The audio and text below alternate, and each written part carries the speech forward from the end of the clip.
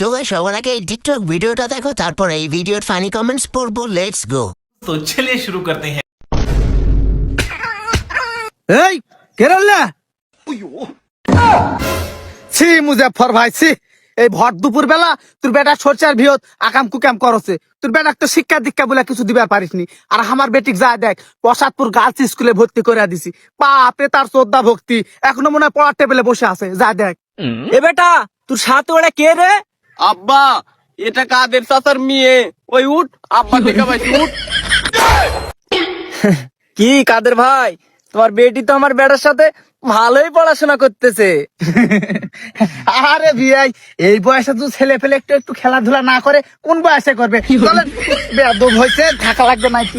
সম্পর্ক ঠিক আছে, সম্পর্ক বদলে গেল একটি বলকে।